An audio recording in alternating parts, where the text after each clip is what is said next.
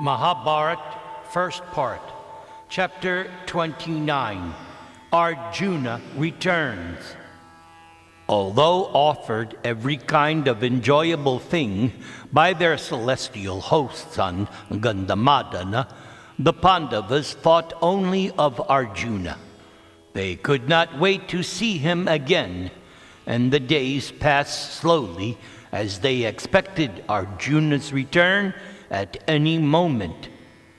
The Yakshas brought Daumya and Draupadi to the mountain summit to be with the Pandavas and to greet Arjuna when he arrived. On the 7th day from the battle, the Pandavas saw in the sky Indra's brilliant chariot approaching the mountain, resembling a meteor emerging from the clouds. Upon it they saw Arjuna seated like Indra himself. Arjuna was wearing glowing silk robes and was adorned with celestial ornaments and garlands, and a brilliantly jeweled small crown was on his head. The Pandavas stood up to receive him. All of them felt the greatest happiness as the chariot slowly descended, drawn by its 10,000 horses. As it reached the ground, Arjuna got down and bowed at Daumya's feet. Then he bowed at Yudhishthir and Bhima's feet. Nakula and Sahadev bowed down to Arjuna, and Arjuna then greeted Draupadi with gentle words. Arjuna then handed Draupadi a number of celestial gems of sun-like splendor, which Indra had given to Arjuna. Yudhishthir also greeted and worshipped Matali, as if he were Indra himself. Yudhishthir inquired from Matali about the welfare of the demigods. Matali spoke affectionately to the Pandavas, just as a father might speak to his sons. Then Matali ascended the chariot and returned to Amaravati, the capital city of the demigods. Arjuna sat amid his brothers while they asked him to tell all about his adventures. Arjuna narrated everything he had experienced, beginning from his first meeting with Indra in the form of a Brahmana up to his departure from heaven. Arjuna told them that after he had received his training from Indra, Arjuna had to offer dakshina, and at that time Indra had said to Arjuna, "There is nothing within the three worlds which you cannot now achieve. You are master of all the divine weapons and have no equal in warfare. I desire that you destroy my enemies, the Nivata-kavacas, a race of fierce Danavas who dwell in the womb of the ocean in great fortresses. And by killing these demons, you will fully gratify me. In this way, my dear hero, you can repay your debt to me. Now, I will allow you to use my chariot, and I will give you a suit of impenetrable armor. I will now place upon your head this coronet, this small crown. Be victorious, my son." Blessed by the celestials, Arjuna then set out on Indra's chariot. As he was leaving, the gods presented Arjuna with the conch shell known as Devadatta, whose sound could disperse one's foes. Matali drove the chariot, and they soon approached the ocean. Arjuna described the ocean to his brothers. Oh, that dreadful and inexhaustible lord of the waters was covered by swelling waves which dashed against each other, appearing like moving hills. I saw ships full of gems sailing the sea, as well as whales, timingalas, serpents, and other fierce aquatics. Through the waters, I could see submerged shells and heaps of precious stones. They appeared like stars on a night covered with light clouds. Matali steered the mystical chariot, which could travel anywhere within the three worlds through the ocean towards the Danava's city. As the chariot entered the nether regions and approached the city, it made the whole region resound with the fearful clatter of its wheels. Hearing the thunderous sound, the Danavas considered that Indra must be approaching to do battle with them. They closed the city gates and manned the ramparts. I saw thousands of demons standing with bows, swords, javelins, axes, maces, and clubs, their hearts filled with fear and their limbs trembling. Taking out Devadatta, I let out many mighty blasts, which made all creatures hide in fear. The Nivata-kavacas then poured out of their city by the tens of thousands. They were clad in shining, flexible armor made of interlinking metal rings, and they clutched maces, spears, clubs, sabers, hatchets, rockets, guns, and swords ornamented with gold and jewels. Matali maneuvered the chariot skillfully and baffled the demon's advance. Indeed, Matali moved the chariot so swiftly that I could perceive nothing at all. My enemies sounded their strange musical instruments, creating a discordant blare which filled the battlefield and stupefied the minds of all beings. As the Danavas rushed at me, releasing hundreds of thousands of arrows, I saw in the sky the rishis who had come to witness the fight. They eulogized me with select Vedic prayers and thus inspired me. I was surrounded and enveloped by sheets of fierce-looking shafts, but I countered the demons' arrows and the downpour of their spears, maces, and clubs. The chariot moved with the speed of the wind. Freed from their assault, I counterattacked the Danavas. With straight coursing arrows, I drove back the Nivata-kavacas, piercing each demon with a number of deadly shafts. At the same time, Matali urged my 10,000 horses toward the enemy and trampled vast numbers of them. Matali drove the chariot with such dexterity that it seemed as if it was being drawn by only one horse. Firing my arrows with unerring accuracy, I cut off the outstretched arms of the Nivata-kavacas, which fell to the ground, still clutching their weapons. Their helmeted heads rolled on the earth like so many ripe fruits shaken from trees. The Danavas came at me, wave after wave. I charged my arrows with the Brahma mantras and cut them down as they rushed upon me. But so great was their number that I became sorely oppressed on all sides. I then took up Indra's weapon, the mighty thunderbolt, and hurled it against the Nivata-kavacas. It threw them away from the chariot and smashed all their weapons to pieces. I quickly followed this move by shooting 10 arrows at each of my assailants. Seeing shafts leaving my bow like rows of black bees, Matali praised me. The arrows, inspired by mantras, drove back the enemy and mangled the soldiers. Blood was flowing like rivulets during the rainy season. The infuriated demons then began to fight by using their illusions. Instantly, the Danavas vanished and rocks showered from the sky. Aiming upward and whirling quickly about, I checked the rocks with crescent-headed arrows, smashing them all to pieces. The Nivata-kavacas sent down torrents of rain, accompanied by a fierce wind. The whole area was flooded, and no difference could be perceived between earth and sky.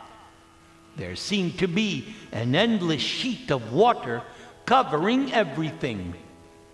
Struggling to keep my mind controlled, I invoked the flaming Visoshana weapon, which Indra had also given me.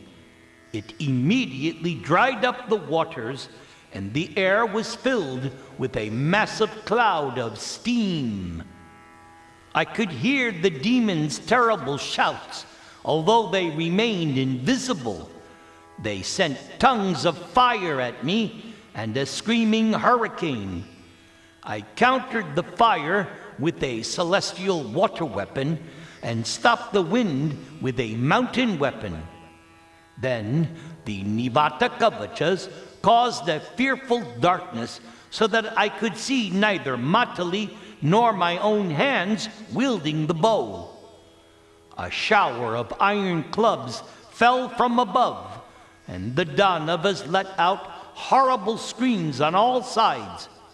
The horses drew back, and Matali dropped his whip and cried out,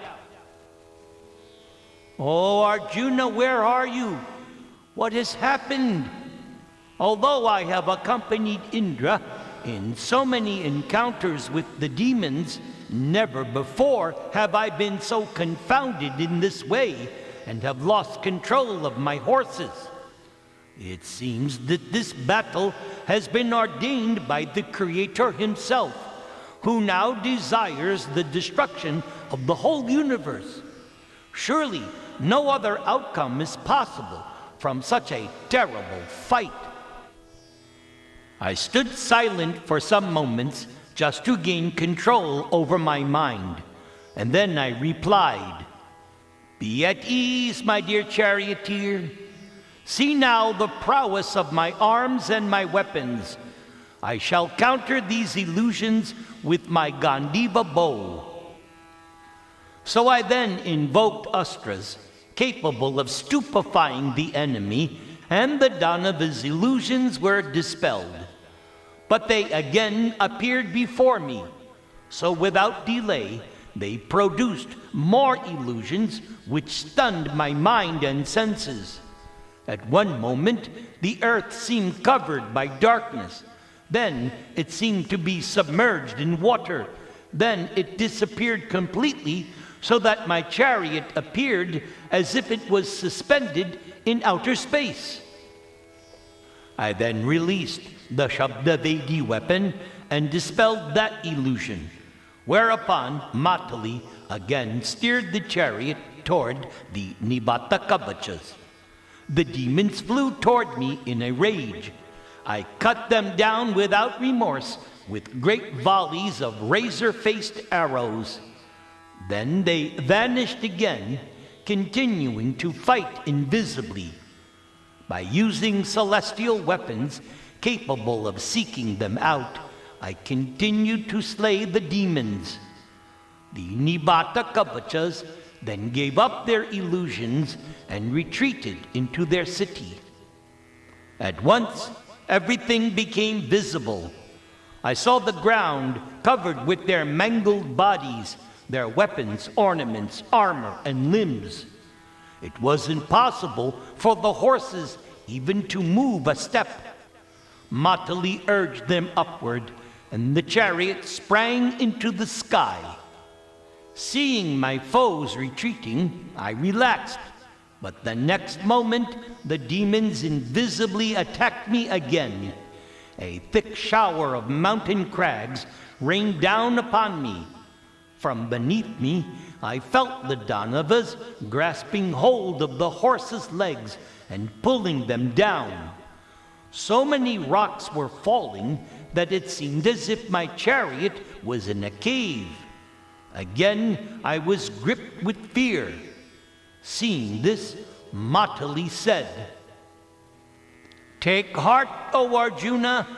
Now use the thunderbolt weapon given to you by Indra, for it will destroy these rocks. So I chanted the mantras to invoke Indra's weapon while placing iron darts on the Gandiva. Charged with the power of Indra's Vajra, the darts sped toward the crags and smashed them to powder. The darts also dispelled the illusions of the demons and struck them down from the sky. They fell screaming on all sides like huge meteors dropping from the heavens. Many of the Danavas fled and entered the bowels of the earth, while others vanished into the sky. Realizing now that the demons had been defeated, I told Matali to drive the chariot into their city. Matali gazed about the battlefield in amazement and said, "Oh, never before have I witnessed such prowess, not even from the demigods. These demons have until now been impossible to conquer, even by the combined efforts of the gods." Matali drove the chariot toward the city gates, and I reflected upon the battle. Although hundreds of thousands of Nivata-kavacas, each like a mountain, lay dead, neither Matali nor myself had been injured.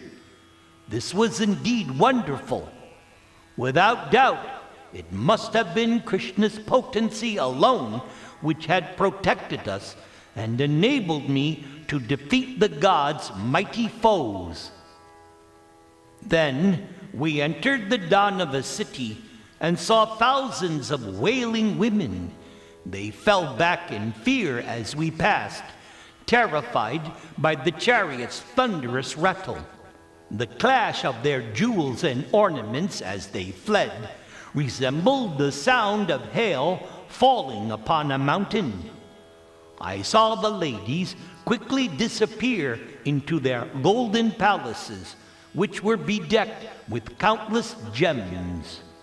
Astonished to see the opulence of the city, I said to Matali, "This place appears superior to Amaravati. How is it that the gods do not reside here? Oh, my dear Arjuna, this city had once been Indra's residence, but the demons had gained possession of it after pleasing Brahmaji through their asceticism. Lord Brahma gave them boons which rendered them invincible to the demigods. At that time, Indra had gone to Lord Shiva asking his assistance, whereupon Lord Shiva replied, 'Yes, you shall regain the city in the future when you assume a different body.'" As Arjuna spoke, his brothers looked at him in amazement. Arjuna's prowess in battle now exceeded even that of his illustrious father Indra, Lord of the gods.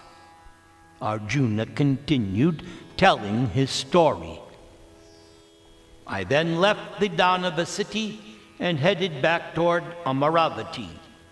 On the way back, the chariot passed another great city which floated in the sky and shone like a second sun.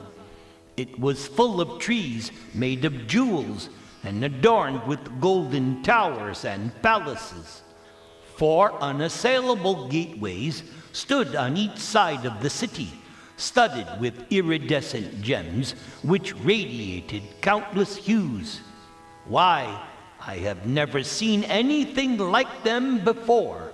Matali told me that this was the city of the Kalakanyas, a class of fierce Daityas. It was called Hiranyapura, and even the demigods could not conquer it. The demons therefore dwelt there without fear.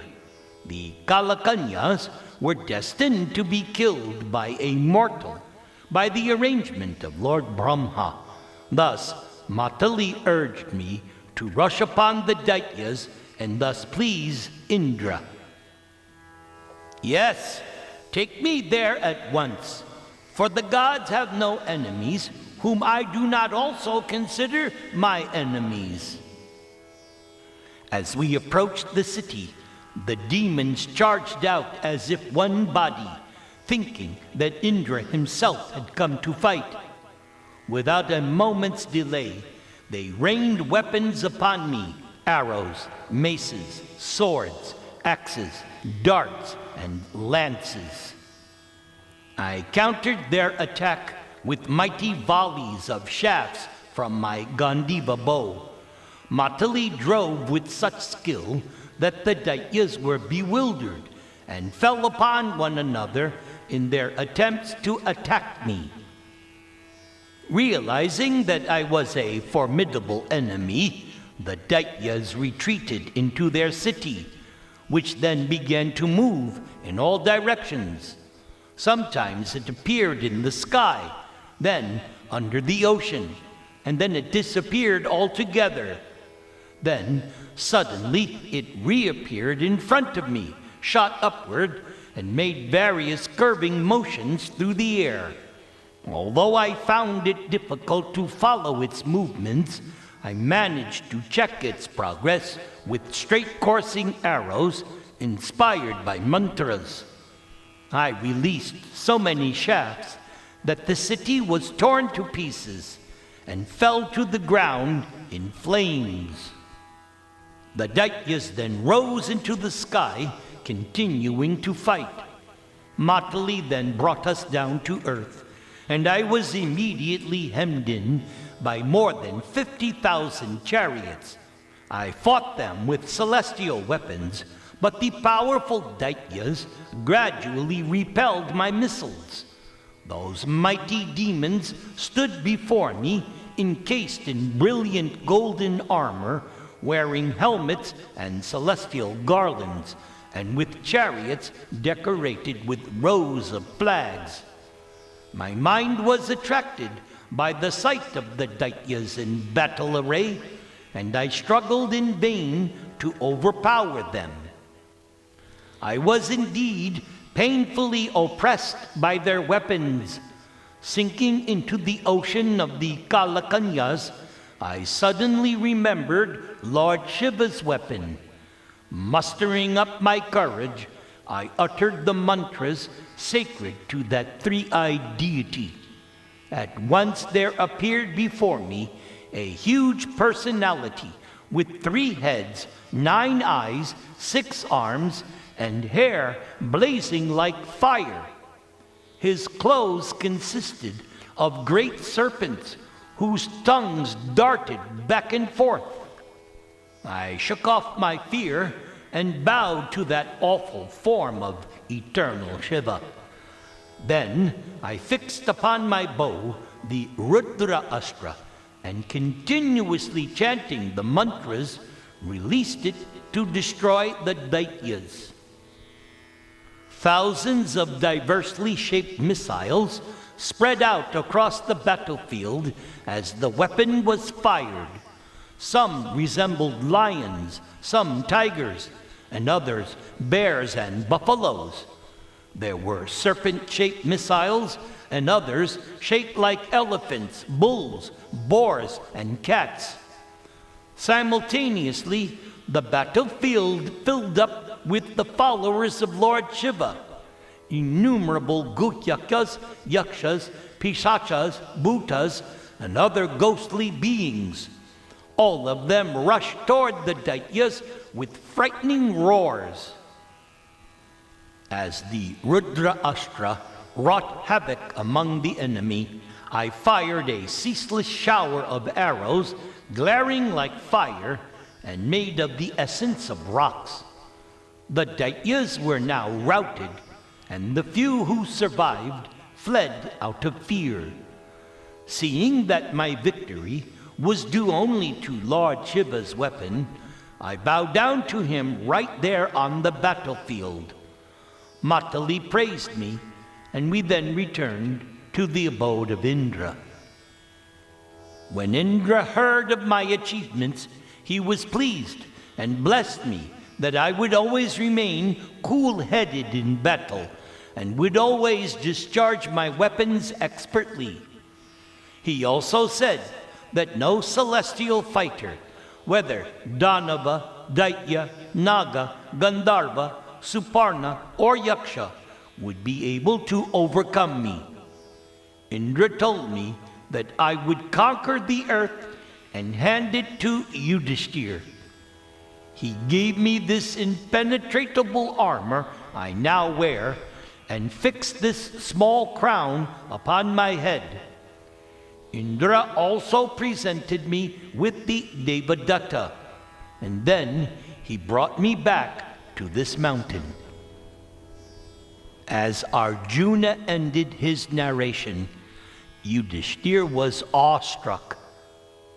"O Dhananjay, it is fortunate indeed that you have met the most powerful gods and have received from them all those divine weapons. I now consider the earth already conquered and Dhritarashtra's sons subdued. O Bharata, I should like to see the weapons with which you defeated the demons." Arjuna agreed to his elder brother's request and prepared to display the weapons. With the earth as his chariot, Arjuna stood holding the Gandiva bow and recalling the mantras to invoke the various missiles. In his celestial armor and ornamental jeweled headdress, Arjuna faced east and silently concentrated his mind on the prayers. But just as he was about to exhibit the weapons, the earth trembled and the mountains seemed ready to split. The sun was covered and the wind ceased to blow. Brahmanas found themselves unable to recite the Vedas, and all creatures felt oppressed.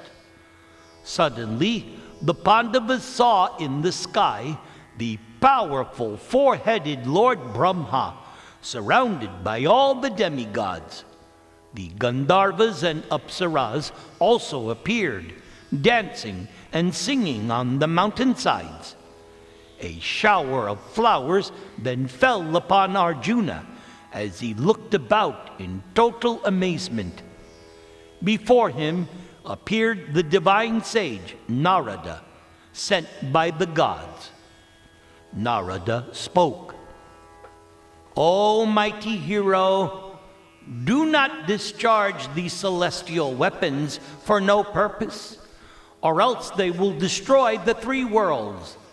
These weapons should be used only against powerful foes in battle. Do not be so rash. And as for you, Ajata Shatru, you will see all these weapons when Arjuna uses them in the war against the Kauravas." The Pandava brothers then bowed down to Narada, and he departed along with all the other demigods.